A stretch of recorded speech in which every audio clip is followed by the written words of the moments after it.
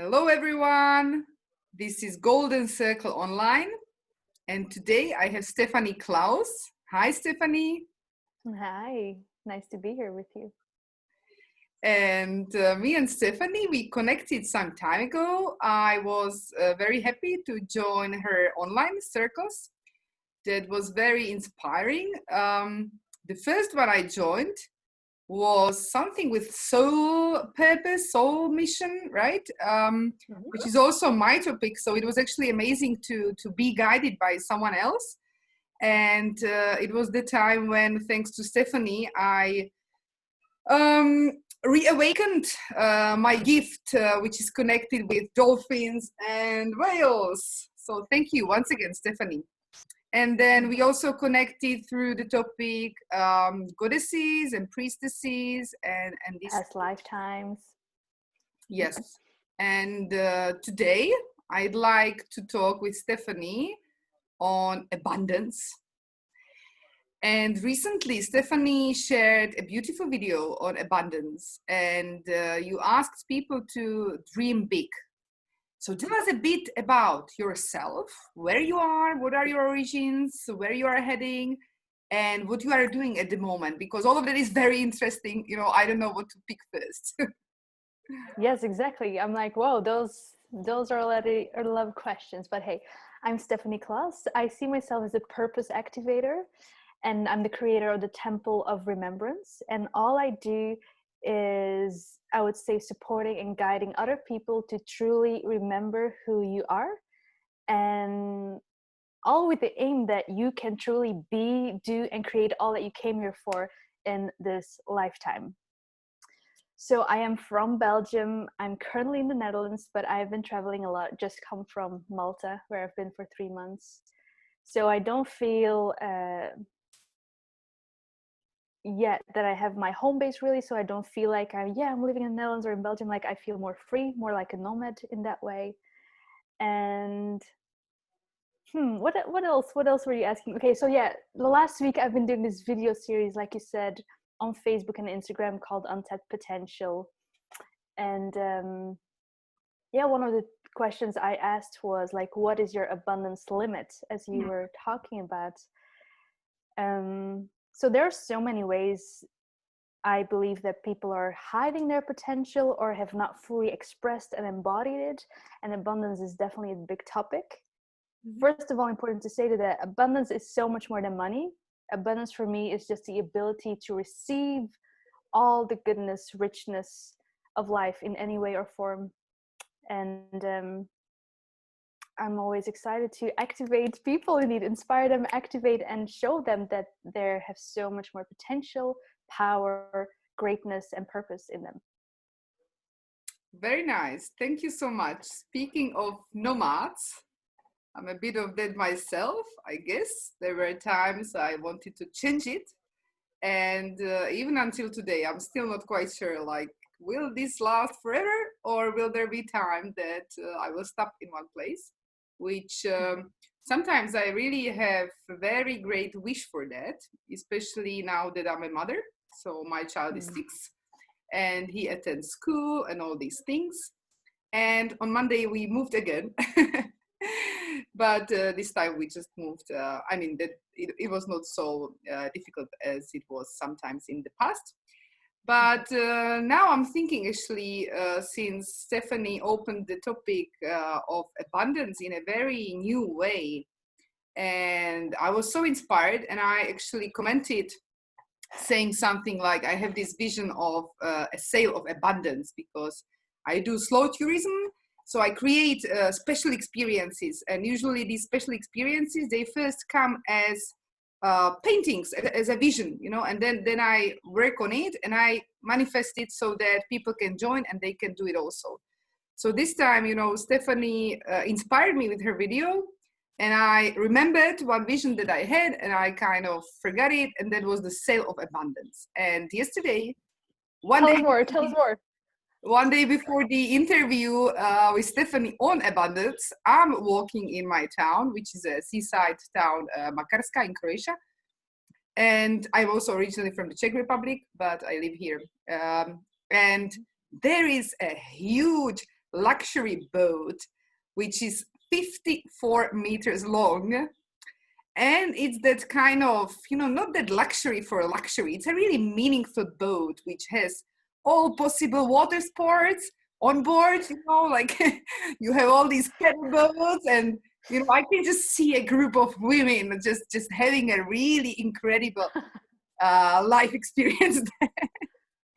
So I don't know if it's still anchoring here, but it's like, because like our seaside town, it does have some sails, but usually nothing really luxury. We are not a very famous port or marina or anything like that. And this is just like a city place to park. So these luxury boats, they wouldn't come here. But she came. She came just for you. Yes. Okay, Stephanie, tell me about the Netherlands. Why Netherlands? Why have you chosen Netherlands? And what a bliss it was to spend Corona time in Malta, wasn't it? I wasn't in the Netherlands, right? I was in Malta, right? Okay. So Netherlands, I would say it was not like a choice of like, hey, I want to live in the Netherlands. At the time in 2016, I wanted to work for a company called Hard IQ, and they had a retreat center up north in the Netherlands. So I moved more for the work and the community I wanted to be a part of. So that's how I ended up in the Netherlands, basically. Mm-hmm. And then Malta. So how do these things happen? How does this boat come into that port? I just have had for a few years, though, this is how it started. For a few years, I've always been really drawn to live on an island because I'm a water being, you could say. I love the ocean. My whole being, my whole soul, my whole essence comes alive. I don't need any, practices or spiritual things. Like, just put me at the water and my whole being goes into Zen, fulfillment, remembering, however you want to call it. So there has always been this pull, and the last years I've been traveling to different islands, kind of looking for my home base. And I always had a really good and lovely time, but it wasn't like a big thing. And in February, I again felt the pull to be at an island. And I was just feeling into, okay, which island am I meant to go to? And there were 3 options. I believe one I already went to. I think one of the Greek islands, and Malta was the second option. And so I just followed my heart, just followed the excitement, the energy I was feeling in my body. That's how I know the calling within. And I didn't know anything about Malta. So it was just a straight following the call of my heart. But then, of course, as soon as I said yes to it, information started to come in, and I started.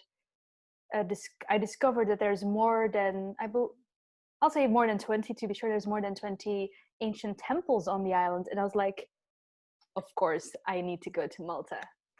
So fast forward, the first time I came to Malta, I had this strong remembrance that for some might be too woo, too crazy, but the remembrance for me was that as I landed, literally, I was in the plane.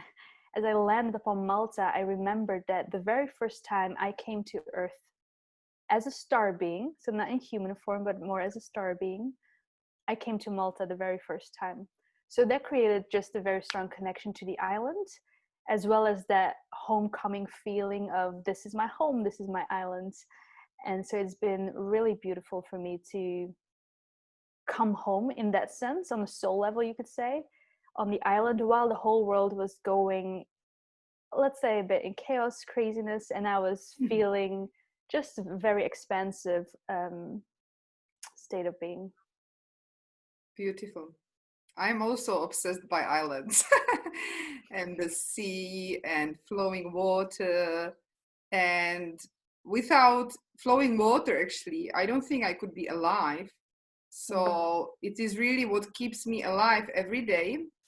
Usually every other day I go to a spring and I only drink spring water. Sometimes I have to drink another kind of water, but it really makes a very big difference in my life energy. And my island of my heart so far has been Sardinia. Have you been? No, I haven't. Wow. So tell me more about that. Like how did that love relationship start? Yeah. Can you feel it? so hard to talk about that actually with you, because I know you can feel it. So I'm like, I have tears in my eyes, actually. Crazy. Sardinia. Beautiful. There is Mary Magdalene essence on that island. Very, very, very strong.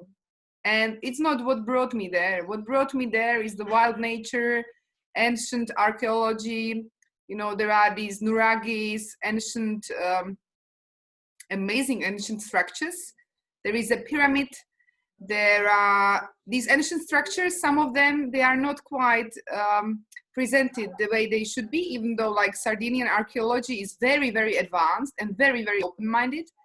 But there are some astrological feature of many of these places, you know, like they are aligned for spring equinox, autumn equinox, summer solstice, and so on. And so there's still so much to be explored in this area, but I leave this to men, and they are working on that. But for women, Sardinia, and especially archipelago of La Maddalena, is a place where, I don't know, Mary Magdalene was in physical form, or we can so beautifully tune into the essence. It's like, it's a place where, especially archipelago of Maddalena, when I was sailing there, when I was on a boat, I felt like I'm dissolving, you know, in little pieces. Like I'm dissolving. It was such beautiful, gentle, incredible vibration. And there are temples under the water that nobody knows about.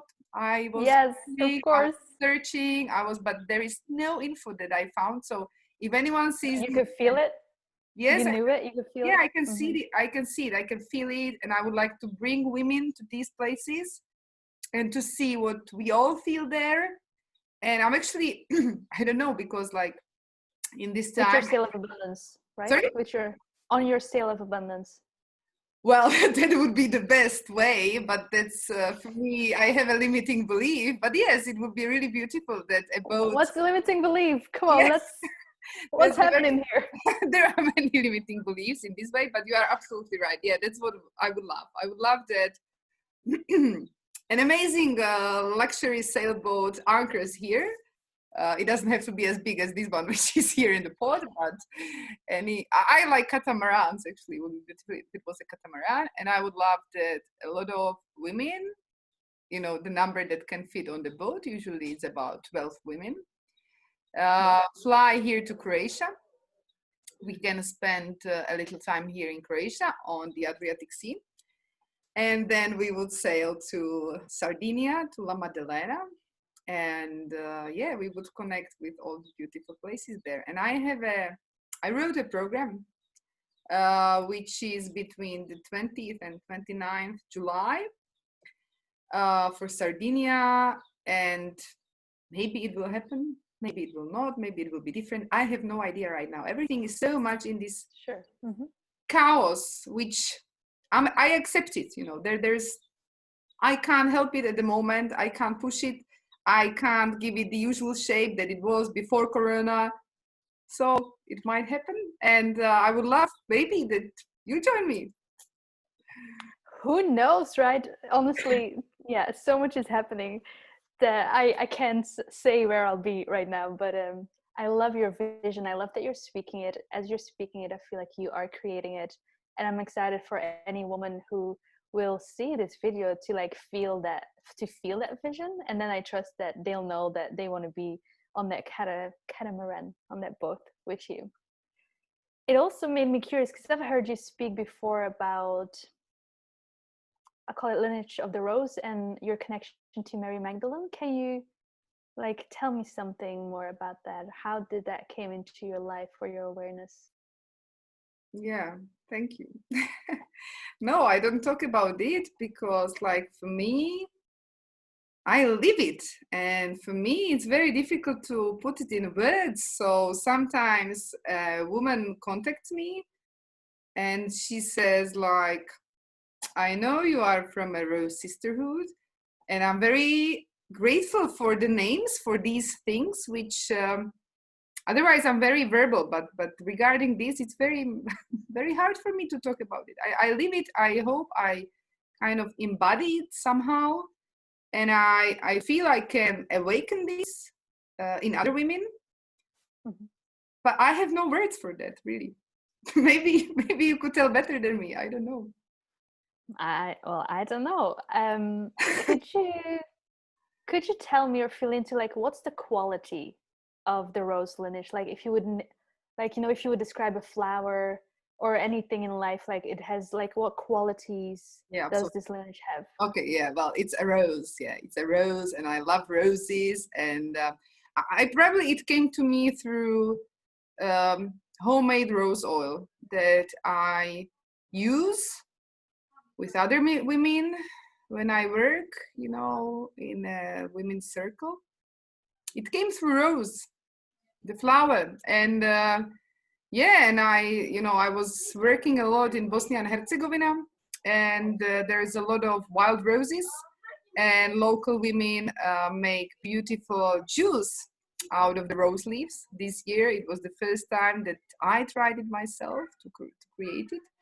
Wow. And yeah, it's the rose. Just take one rose, which is it works with the artificial ones also. I mean, the one that you can buy in a shop, but if you find a wild one and you really connect with it, it's there somehow. I don't know. For me, it's so intuitive. I don't really know how to work about that. How to talk about it. Sorry. No, it's okay. Beautiful though. I know any woman that connects to the rose lineage knows it's not needed to put more words to it. So, Yes. mm, I don't know where I am now, Stephanie. I really adore your work because you are able to hold space for women in a very, very mature way. In a way which I feel you are really thousands years old because otherwise you wouldn't be able to do that. I meet a lot of women who are much older than you, 3 times older or something, and they look down at 3 times? yeah, How I old do you mean, think I am? I'm not 18 or something. but still, okay, up to 100, yeah. But Okay. they often look down on young women, because Mhm. we just don't have that experience. Yes, well, we don't have it from this life. So, Exactly, yes. but our ancient roots are so deep and so high.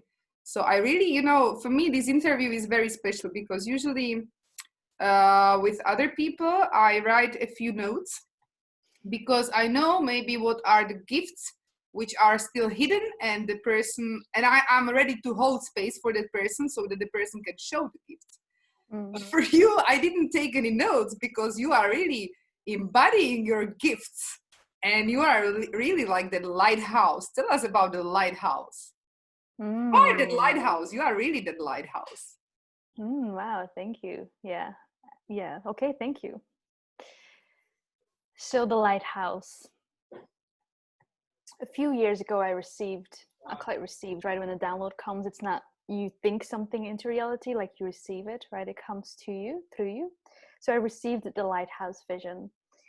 And it is actually true that I see us as beings, as light beings, also as actual lighthouses. So we have the capacity to be the lighthouse in the world.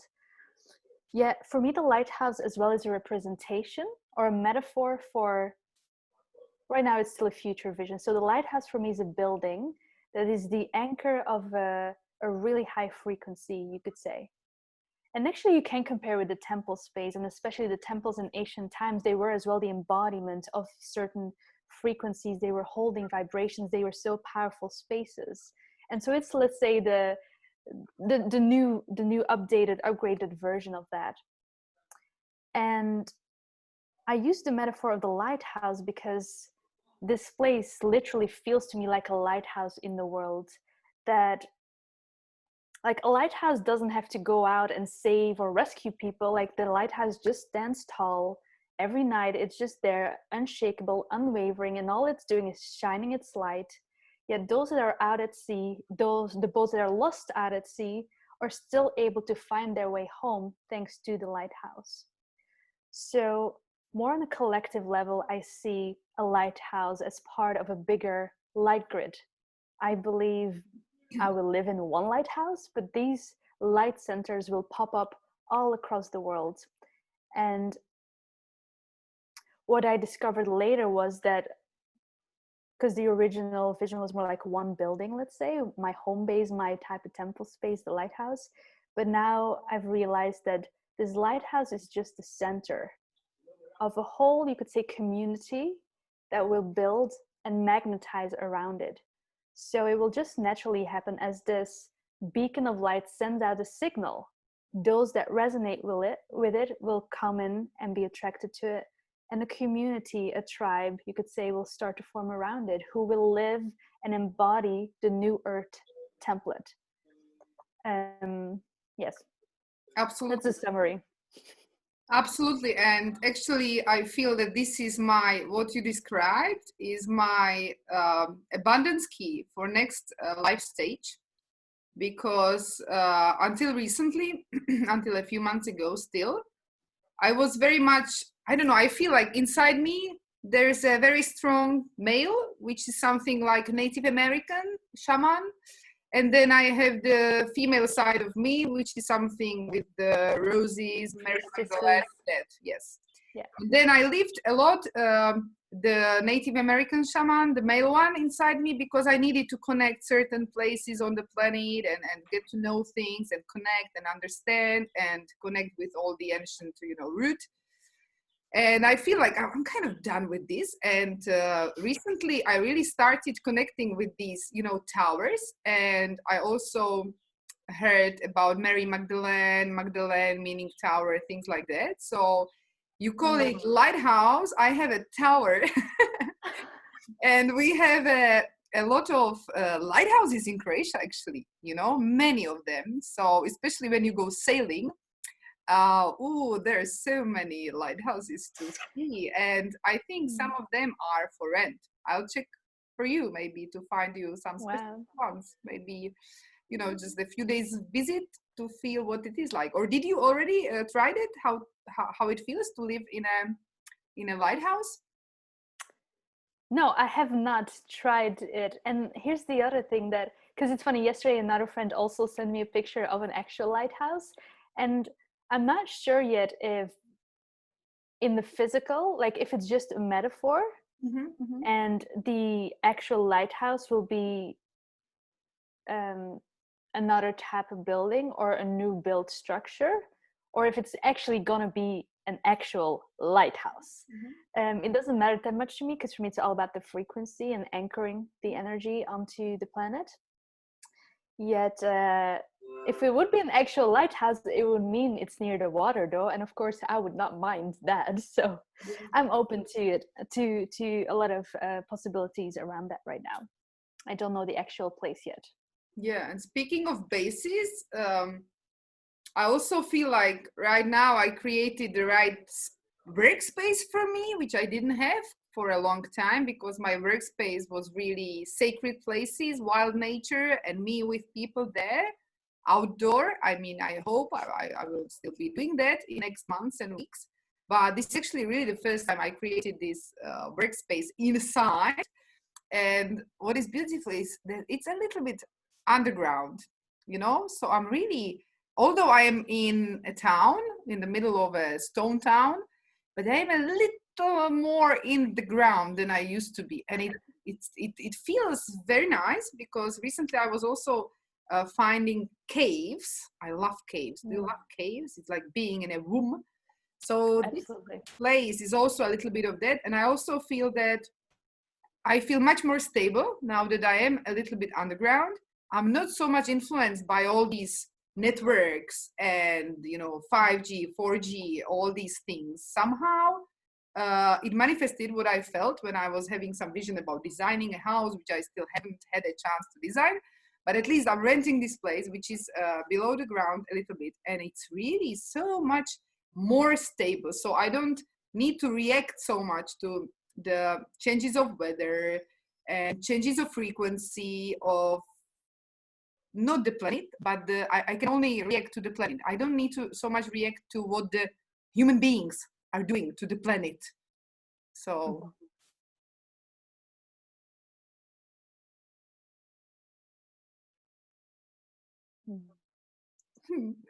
Steph, tell me a bit more about Belgium about your Belgium root. Why do you think you were born specifically in Belgium? And where? Where were you born? I was born in Dendermonde, if that means anything to anyone. I'm not sure if I actually, which is very funny because, as you know, I'm all about purpose and knowing who you are and why you're here. I'm not sure if I ever felt into why specifically Belgium.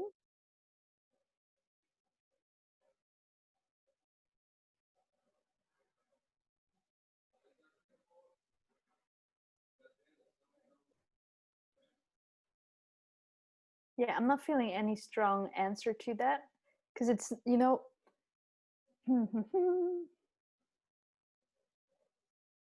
I would say there's many other places on earth that carry stronger ancestral roots. So what I do feel with Belgium though is that the history that it carries is 2 world wars, and but I don't feel that strongly connected to that.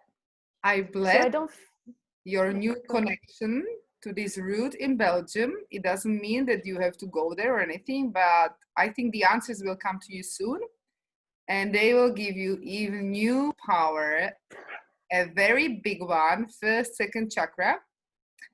I might tell you my story because I felt similarly disconnected and I didn't quite understand why, why. But I have a few good reasons that came to me recently.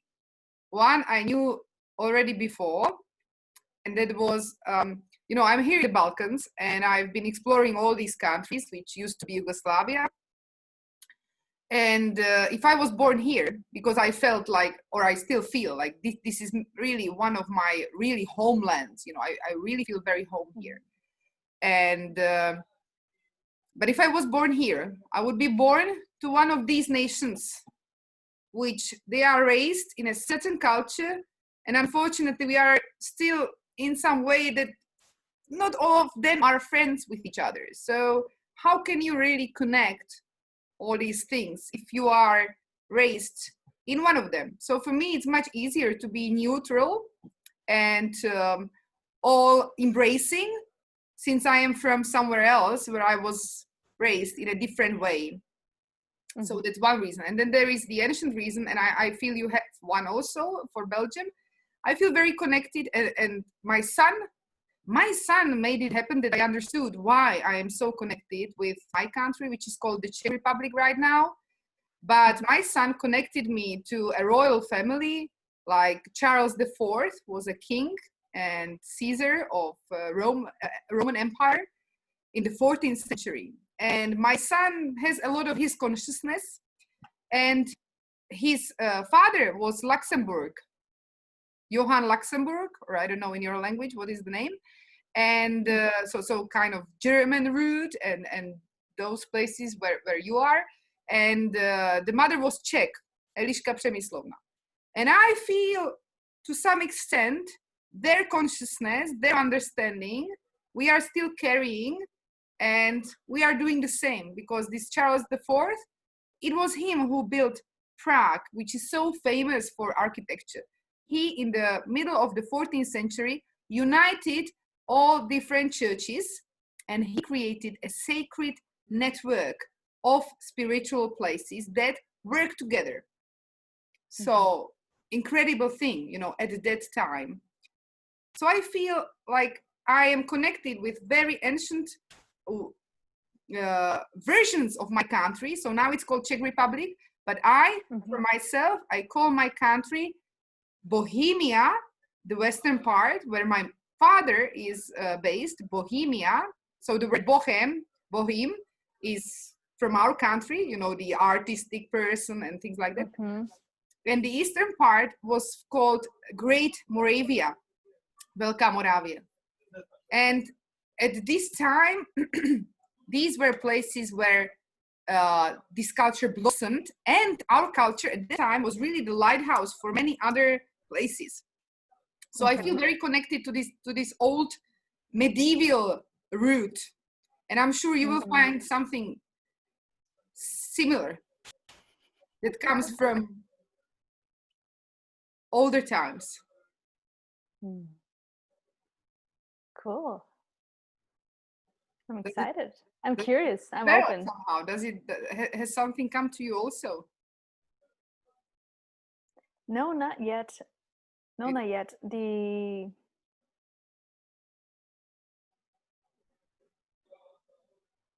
Hmm.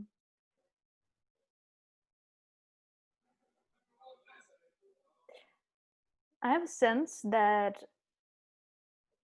mm, I have a sense that there's a lot that's still hidden. I'll call it that. And this is, of course, first of all, to my own consciousness, as well as if I look at Belgium or the history that I learned at school, it's just traditional history, world wars and stuff. Yet when it comes more to, let's call it the spiritual history, I'll call it that. Or I don't know how to call it, or the ancient wisdom, whatever. yes, yes, very, very, Whatever very. happened, whatever happened at the same time, but that is not the mainstream narrative. Mhm. So that there's, I'll call it hidden knowledge or hidden codes or hidden wisdom that I haven't heard about or seen about, also when it comes to Belgium. So I am actually planning on going back in a few weeks for a Yes. short visit. So I'm like, okay, I'll take this with me to Wow. see. I'm So getting thank you. goosebumps. It's a very important mission for you. You will see, because you will walk the streets of some places and the history will come to you. And yeah, it's very great that you mentioned this, because for me, at school, I didn't like history. It was like so gray, so weird, so memorizing of, I never liked that really. Although I like, let's say, the history of arts, because then, okay, you could see pictures, you could see stories, you could touch it somehow, right? And then I started guiding people in Bosnian pyramids. And through that, I realized, wow, there's really something very different that was happening on the planet and nobody talks about it. And I'm afraid Mm. really, to great extent, I would even say maybe 90%, the Mm-hmm. history that is taught at schools is really a political instrument. It has Mm-hmm. always been, and it is even today. So some people say the history is the narratives of the political winners in a certain Mm-hmm. country. And I actually spent last years really learning about history of my country, but the real history, Mm-hmm. my country, these Balkan countries, and I was listening, to different kinds of histories. Again, I have to go back to Bosnia and Herzegovina, because there you have three nationalities, three different religions, and the kids in one school, they learn three different histories, very different histories. And Wow. I love Bosnia and Herzegovina because it's like a playground for the whole world. It's like a simulation, on small scale to what happens on the whole planet, because you have these Mm. three major religions there. So you have Mm-hmm. Catholic, you have Orthodox, and you have Muslim. And the rhetorics that they have at schools there is the same that we hear, on the planet. Mm-hmm. Mm-hmm. Wow. So As you were speaking to, history as a instrument, related to that, and maybe not related, but anyway, so here's what I want to say is, because I believe you agree and have your own experience with this, which is why you do what you do when it comes to the experience you want to create for people, is that there's such a potency and an importance, you could say, to going to specific certain spots on the earth, sacred sites, many call them, but even if they're not sacred and known already. So, but many know Avalon. Malta has been a place for me with all the temples, as I hear you speak, the pyramid in Bosnia and all of that. And when we go to these places, there is truly these activations that happen, this remembrance that comes online. Whether it is a specific lifetime or just in your being, there's something that, again, when we talk about dormant potential, like going to these specific physical places unlocks our dormant potential, wisdom, abilities, remembrance from future and past. And yeah, I don't know why I'm sharing it, but it feels relevant to share. And maybe I just love to hear from you. Can you speak to that? Because I know you've had that experience yes, of going to certain of places and course being you are. activated. Sorry, samo moment, ja filmam sam jedan razgovor, možete za 5 minuta doći. Pogledajte, samo trebam to završiti. Okay, sorry, I have a customer. Yes, you are saying that for a reason, because this is my life purpose. I go places and I activate them with the presence of me and other people with me. Last year, it was especially with women. This year, I'm still hoping to be present on these places with sacred union couples. I feel a lot more work there will be with couples. Usually, I start my season at the end of April latest, or sometimes with spring solstice. Well, this year, I'm still on this place waiting that it starts. So yeah, this is what I do. I am attracted to these places which are yet unknown and undiscovered. And then usually after me, crowds come to that place. So. Are you mainly focused on Europe, or do you also have connections to other spots on the earth? Or is it mostly the European area that... Yeah, I felt like telling you also that actually today I was supposed to be on one of these places, but it was postponed for next week because there will be more of us. There's one amazing place which I've been opening for past years, and it's called j.d.o.o. And it's Herzegovinan Machu Picchu, which is a place which is still very hidden. Actually, without a guide, you can't even find it. There are no signs, because people don't want that it's known or visited, but it is for a reason, so that's fine. And it's a place for women and for very deep initiation. And sorry, I just felt I have to say this, so I forgot your question now. I don't think it was relevant. It's good. It's good. Yeah. Beautiful. But it was important. You asked something important. What did you ask? Oh, I asked if you're only attracted to sites in Europe, or also...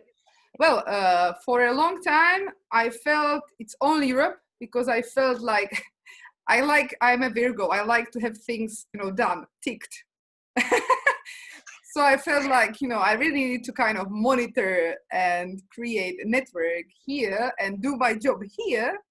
And only then I can go further. Last year, that was interesting actually. For spring equinox, I almost went to Machu Picchu as a guide, but it didn't work out. So I feel it's not meant yet, because, for example, for me to go to a place, I need to feel there very comfortable myself. I need to feel there welcome.